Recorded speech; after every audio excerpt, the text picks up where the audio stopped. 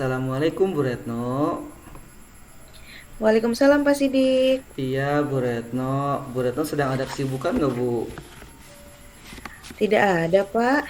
Ada yang bisa Hmm, saya bantu Pak Sidik?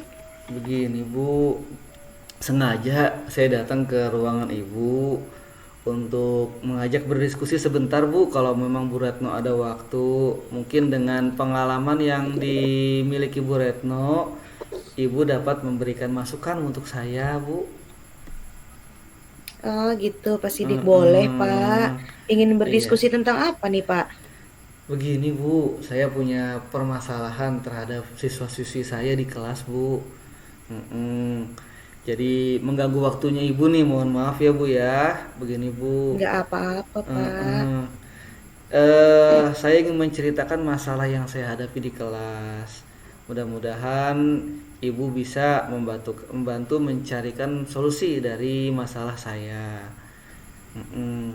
Jadi mungkin karena sekarang kurikulumnya kurikulum merdeka ya Bu ya, sudah tidak ada lagi siswa yang tidak naik kelas, dan juga jalur penerimaan kita adalah jalur zonasi, sehingga siswa yang dimiliki di kelas saya itu sangat heterogen Bu, banyak sekali macam dan jenisnya Bu. Jadi akhir-akhir ini ada beberapa siswa di kelas saya yang malas kerjain tugas Bu. Dari 36 anak, kira-kira ada 6 sampai 8 siswa yang selalu terlambat mengumpulkan tugas. Padahal saya sudah melakukan refleksi ke anak-anak. Bagian mana yang belum mereka ketahui selalu saya tanyakan. Dan hanya beberapa anak saja Bu yang aktif mengerjakan, sisanya pasif menunggu jadi PR. Dan kalau PR pun mereka tidak mengerjakan. Hampir 8 orang anak tidak mengerjakan PR Bu. Tuh. Oh seperti itu.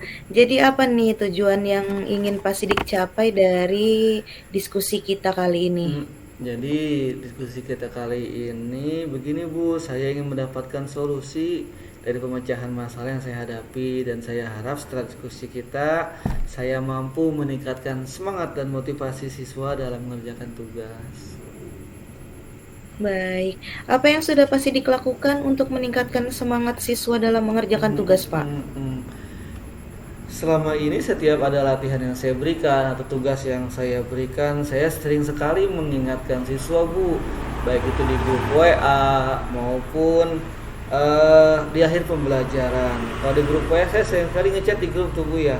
Jadi anak-anak, ayo nak kita selesaikan tugasnya tepat waktu. Bahkan kalau di akhir pembelajaran pun saya selalu bertanya sama siswa nak, siswa Bu, jika ada kesulitan, eh siswa bisa bertanya kepada bapak, bapak bisa ada di ruang guru maupun bisa WA bapak. Jadi jangan takut malu ya untuk bertanya sama bapak. Masih aja ada siswa yang tidak mengerjakan tugas Bu. Oh, seperti itu. Berarti Pak Mm-mm. Sidik sudah berusaha mengingatkan di chat grup ya. Iya Bu. Menurut Pak Mm-mm. Sidik, siswa yang ideal dalam mengikuti pembelajaran matematika itu yang seperti apa sih? Ya, pada dasarnya sih latihan yang saya berikan itu bukan latihan yang memang sulit dan hot sih ya Bu ya. Jadi hanya untuk menguji pemahaman siswa dalam konsep yang saya berikan, sejauh mana siswa sudah memahaminya. Namun kalau latihan saja selalu tidak dikerjakan, sepertinya apa ya, saya tidak bisa mengukur kemampuan siswanya sejauh mana. Sepertinya motivasi beberapa siswa tersebut sangat kurang Bu dalam mengikuti pembelajaran matematika. Oh, seperti itu. Benar sih, Mm-mm. Pak. Jadi kalau misalnya di range 1 sampai 10, saat ini berapa Pak Sidik bisa menilai motivasi siswa dalam mengerjakan tugas matematika yang sudah Pak Sidik berikan? Motivasi sebagian siswa yang di kelas ini mungkin kalau saya ukur 1 sampai 10 ada di posisi 6 kayaknya Bu. Mungkin Bu. Mm-mm. Baru di posisi 6 ya. Lalu Iya. di range berapa Pak Sidik ingin lihat? Kalau saya sih berharapnya siswa itu semangat banget Bu. Ya tidak terlalu tinggi-tinggi lah. Paling tidak saya harapkan mereka ada di posisi 8 range-nya Bu, semangatnya. Posisi Mm-mm. 8 ya. Mm-mm. Kalau untuk di posisi 8, kira-kira apa sih yang bisa Pak Sidik lakukan untuk bisa mencapai angka 8 itu? Yang jelas sebagai seorang guru, saya tidak akan pernah berhenti untuk membimbing dan memotivasi peserta didik saya, baik itu di akhir pembelajaran maupun di chat grup WA kepada siswa tersebut. Saya pun akan membentuk yang namanya kelompok atau komunitas belajar yang heterogen. Jadi dicampur antara siswa yang pandai dengan yang memang kurang atau yang kurang motivasinya, biar menjadi sarana Bu, jadi sarana tutor sebaya di luar jam pembelajaran. Jikalau mereka malu untuk bertanya kepada saya, mereka bisa berdiskusi dengan teman-temannya yang tutor sebaya tadi. Oh, seperti itu. Bagus tuh, Mm-mm. Pak. Lalu menurut Pak Sidik, siswa itu senang dalam pembelajaran matematika yang seperti apa sih untuk bisa mereka termotivasi dalam mengerjakan tugas yang diberikan? Jadi kan mereka tuh nggak suka Bu kalau yang ngajarnya itu monoton. Yang kalau saya yang memang ngajar di depan ngejelasin, kemudian latihan itu biasanya mereka nggak senang ngajarin tugasnya karena apa ya? Udah bete duluan Bu di awal. Jadi mereka tuh senang dengan pembelajaran matematika yang apa ya, yang aktif Bu. Jadi lebih kepada apa ya, aplikasi kehidupan nyatanya itu ada. Jadi mereka tahu bahwa oh matematika fungsinya buat ini ya ke depannya. Dan juga eh, mereka suka dengan pembelajaran yang mengajak siswa itu aktif. Jadi tengah-tengah kadang-kadang kita kasih games atau dikasih permainan-permainan yang memang jadi semangatnya muncul lagi gitu Bu di tengah-tengah pembelajaran. Itu yang mereka suka Ibu. Ah, iya betul sekali tuh Pak, bisa membuat Mm-mm. pembelajaran menjadi lebih menarik ya. Iya Bu. Bagaimana Pak Sidik akan melakukan pembelajaran tersebut di kelas? Yang pertama mungkin saya akan mencoba mengembangkan atau menirukan model-model pembelajaran yang saya lakukan dengan memfokuskan siswa di awal Bu, biar fokus dulu siswanya.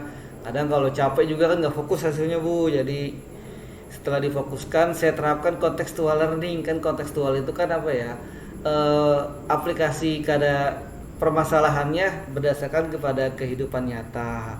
Dan juga saya akan menggunakan games pembelajaran Bu, dan membuat latihan tugasnya bukan tugas yang per orang lagi Bu, jadi open ended. Jadi apa ya, tugas yang saya berikan itu kepada siswa tugas yang memang soal terbuka, dan cara pengerjaannya pun sesuai dengan keinginan mereka. Mereka pengennya ini dikerjakan dengan cara mereka sendiri. Iya, wah Mm-mm. kreatif sekali Pak Sidik, luar biasa. Lalu Iya. yang mana yang mungkin paling cepat Pak Sidik lakukan dengan siswa di kelas? Ya, yang jelas sih untuk besok akan saya coba pertama kali dengan memfokuskan siswa terlebih dahulu Bu. Jadi kalau siswa sudah fokus, insya Allah pembelajarannya akan apa ya, akan fokus juga siswanya. Dan dimulai dengan ice breaking nih, biar di awal pembelajaran agar siswa lebih termotivasi untuk mengikuti pembelajaran matematika. Dan langsung akan saya buat komunitas grup di kelas untuk jadi tutor sebaya Bu. Wah mantap. Lalu Hmm. kapan nih Pak Sidik bisa mulai lakukan? Ya, sepulang sekolah ini saya akan melihat hasil nilai ulangan kemarin nih Bu, untuk mengidentifikasi hasil kemampuan siswa dan merancang rancangan pembelajaran dengan metode active learning, biar apa ya, siswa lebih aktif lagi dan motivasi siswa lebih bertambah Bu. Mm-mm. Baik Pak Sidik. Apa yang Pak Sidik dapat dari diskusi kita kali ini? Wah, alhamdulillah Bu, saya jadi lega. Jadi permasalahan saya tadi mendapatkan sebuah apa ya, solusi Bu. Ya, jadi lebih apa Alhamdulillah. ya, lebih punya motivasi buat mengajar ke depannya. Mudah-mudahan bisa bagus untuk siswa saya Bu. Amin. Mm-mm. Kalau begitu Pak Sidik, kita ketemu minggu depan ya. Saya mau Iya, dengar nih ceritanya dari Pak Sidik mengenai kemajuan siswanya. iya, baik, siap Bu, siap. Ya, terima kasih banyak ya Bu atas waktunya, atas masukannya, atas diskusi kita pada hari ini. Terima kasih banyak ya Bu. Iya Pak, sama-sama. Iya, mari Bu, saya ke ruang guru lagi ya Bu. Baik Iya, Pak. assalamualaikum. Waalaikumsalam.